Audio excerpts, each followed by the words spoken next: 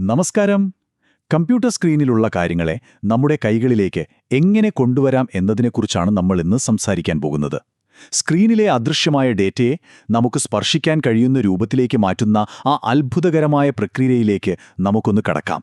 ഒന്ന് ആലോചിച്ച് നോക്കൂ, ഈ ഡിജിറ്റൽ ലോകം നമ്മുടെ യഥാർത്ഥ ലോകത്തേക്ക് വരുമ്പോൾ ശരിക്കും എന്താണ് സംഭവിക്കുന്നത്?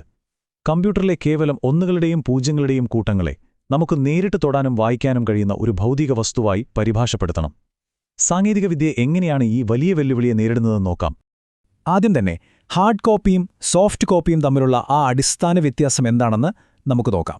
നമ്മുടെ കമ്പ്യൂട്ടറിലോ മൊബൈൽ സ്ക്രീനിലോ ഒക്കെ നമ്മൾ വിവരങ്ങൾ കാണുന്നില്ലേ? അതാണ് സോഫ്റ്റ് കോപ്പി. അതിന് ഭൗതികമായ ഒരു രൂപമില്ല, അത് ഡിജിറ്റലായി മാത്രം നിലനിൽക്കുന്നു. എന്നാൽ പ്രിന്റ് ചെയ്ത് നിങ്ങളുടെ കൈകളിൽ പിടിക്കാൻ കഴിയുന്ന കടലാസിനെയാണ് നമ്മൾ ഹാർഡ് കോപ്പി എന്ന് വിളിക്കുന്നത്. അദൃശ്യമായ ഡിജിറ്റൽ വിവരങ്ങൾക്ക് ഒരു ഭൗതിക രൂപം ലഭിക്കുമ്പോഴാണ് അത് ഹാർഡ് കോപ്പിയായി മാറുന്നത്. വളരെ ലളിതമായ കാര്യമാണ്, അല്ലേ? ഇനി നമുക്ക് പ്രിന്റർ എന്താണെന്ന് കൃത്യമായി ഒന്ന് നിർവചിക്കാം. എന്താണ് പ്രിന്റർ? നമ്മുടെ ഡിജിറ്റൽ ആശയങ്ങളെയും യഥാർത്ഥ ലോകത്തെയും തമ്മിൽ ബന്ധിപ്പിക്കുന്ന ഒരു സൂപ്പർ ഹീറോ ആണത്. ഡിജിറ്റൽ ഔട്ട്പുട്ടിനെ ഹാർഡ് കോപ്പിയാക്കി മാറ്റുന്ന ആ ഉപകരണത്തെയാണ് നമ്മൾ പ്രിന്റർ എന്ന് വിളിക്കുന്നത്. കമ്പ്യൂട്ടറിനുള്ളിലെ ഡിജിറ്റൽ ചിത്രങ്ങളെയും വിവരങ്ങളെയും ഭൗതിക ലോകത്തേക്ക് കൊണ്ടുവരുന്ന മാന്ത്രിക പെട്ടി. പ്രിന്ററുകളെ അവയുടെ പ്രവർത്തന രീതി അനുസരിച്ച് നമുക്ക് പ്രധാനമായും രണ്ടാക്കി തിരിക്കാം: ഇമ്പാക്റ്റ് പ്രിന്ററുകളും നോൺ ഇമ്പാക്റ്റ് പ്രിന്ററുകളും. ഇതിലെ പ്രധാന വ്യത്യാസം എന്താണെന്നോ, പ്രിന്റ് ചെയ്യുമ്പോൾ യന്ത്രഭാഗങ്ങൾ പേപ്പറിൽ തൊടുന്നുണ്ടോ ഇല്ലയോ എന്നത് മാത്രമാണ്. അക്ഷരങ്ങൾ പതിപ്പിക്കാൻ പേപ്പറിൽ നേരിട്ടടിക്കുന്നവ ഇമ്പാക്റ്റ് പ്രിന്ററുകൾ, എന്നാൽ പേപ്പറിൽ ഒട്ടും സ്പർശിക്കാത്തവ നോൺ ഇമ്പാക്റ്റ് പ്രിന്ററുകൾ. അപ്പോൾ ഈ ഇമ്പാക്റ്റ് പ്രിന്ററുകളുടെ കുടുംബത്തിൽ ആരൊക്കെയുണ്ടെന്ന് നോക്കാം. Dot matrix printer, drum printer, line printer, chain printer, character printer, പിന്നെ ഡെയ്സി വീൽ പ്രിന്റർ.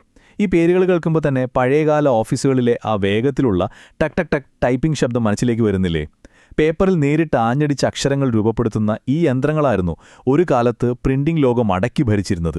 പക്ഷേ ഇതിൽ നമ്മൾ പ്രത്യേകം ഓർക്കേണ്ട ഒരു താരമുണ്ട്: ഡോട്ട് മെട്രിക്സ് പ്രിന്റർ. കാർബൺ കോപ്പികൾ എടുക്കുന്ന കാര്യത്തിൽ ഇയാൾ ഒരു മാസ്റ്റർ തന്നെയാണ്.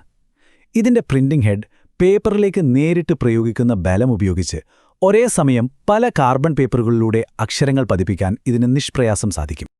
അവിടെ നിന്നാണ് പ്രിന്റിംഗ് ലോകത്ത് വലിയൊരു മാറ്റം സംഭവിച്ചത്. അതാണ് നോൺ ഇമ്പാക്റ്റ് വിപ്ലവം. പേപ്പറിൽ സ്പർശിക്കാതെ തന്നെ പ്രിന്റ് ചെയ്യാം എന്ന അത്ഭുതം. ഇതിന്റെ ഏറ്റവും മികച്ച ഉദാഹരണങ്ങളാണ് ഇന്ന് നമ്മൾ കാണുന്ന ലേസർ പ്രിന്ററുകളും ഇങ്ക്ജെറ്റ് പ്രിന്ററുകളും.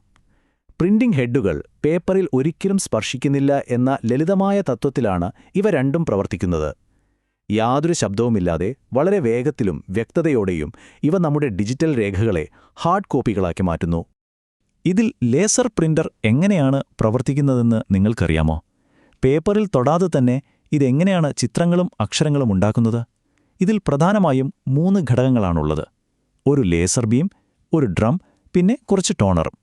ഈ ലേസർ ബീം ഡ്രമ്മിലേക്ക് വിവരങ്ങൾ കൃത്യമായി വരയ്ക്കുകയും ടോണർ ഉപയോഗിച്ച ആ വിവരങ്ങൾ പേപ്പറിലേക്ക് പകർത്തുകയും ചെയ്യുന്നു. വെളിച്ചത്തിന്റെയും ലേസറിന്റെയും ഒരു മാന്ത്രിക വിദ്യ തന്നെയാണിത്. ഈ ലേസർ സാങ്കേതിക വിദ്യയുടെ ഏറ്റവും വലിയ ഗുണമെന്താണെന്നോ, അവയ്ക്ക് ഓരോ അക്ഷരങ്ങളായി പ്രിന്റ് ചെയ്യുന്നതിന് പകരം ഒരേ സമയം ഒരു മുഴുവൻ പേജും പ്രിന്റ് ചെയ്യാൻ കഴിയും. അതുകൊണ്ട് തന്നെ ഇവയെ നമ്മൾ പേജ് പ്രിന്ററുകൾ എന്നും വിളിക്കാറുണ്ട്. ഒറ്റയടിക്ക് ഒരു പൂർണ്ണ പേജ് പ്രിന്റ് ചെയ്യുന്നതിലേക്കുള്ള ഈ മാറ്റം ശരിക്കും വലിയൊരു കുതിച്ചുചാട്ടമായിരുന്നു. ഇനി നമുക്ക് അവസാനത്തെ ഒരു പ്രധാന കാര്യം നോക്കാം: പ്രിന്റ് റെസല്യൂഷൻ അളക്കുന്ന രീതി. ഒരു പ്രിന്റ് എത്രത്തോളം വ്യക്തമാണെന്ന് നമ്മൾ എങ്ങനെയാണ് അളക്കുന്നത്? അതിനാണ് DPI അഥവാ ഡോട്ട്സ് പെർ ഇഞ്ച് ഉപയോഗിക്കുന്നത്. ഇതൊന്ന് ശ്രദ്ധിച്ചോളൂ. 1 ഇഞ്ച് സ്ഥലത്ത് എത്ര ചെറിയ കുത്തുകൾ അല്ലെങ്കിൽ ഡോട്ടുകൾ ഉൾക്കൊള്ളിക്കാൻ കഴിയുമെന്നതിനെ അടിസ്ഥാനമാക്കിയാണ് ആ വ്യക്തത ഇരിക്കുന്നത്. ഡോട്ടുകളുടെ എണ്ണം കൂടുന്തോറും അക്ഷരങ്ങൾക്കും ചിത്രങ്ങൾക്കും നല്ല പളപളാന്ന മിഴിവ് ലഭിക്കും. കാരണം കൂടുതൽ ഡോട്ടുകൾ ചേരുമ്പോൾ ചിത്രം കൂടുതൽ കൃത്യതയുള്ളതായി മാറും.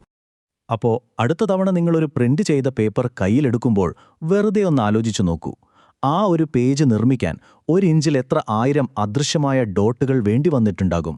ഡിജിറ്റൽ ലോകത്തെ ആ അദൃശ്യമായ വിവരങ്ങളെ നമ്മുടെ കൈകളിലെത്തുന്ന ഒരു ഭൗതിക യാഥാർത്ഥ്യമാക്കി മാറ്റുന്നത് ശരിക്കും ഒരു വിസ്മയം തന്നെയാണല്ലേ? ഈ വിവരണം നിങ്ങൾക്ക് പ്രയോജനപ്പെട്ടു എന്ന് കരുതുന്നു. വീണ്ടും കാണാം.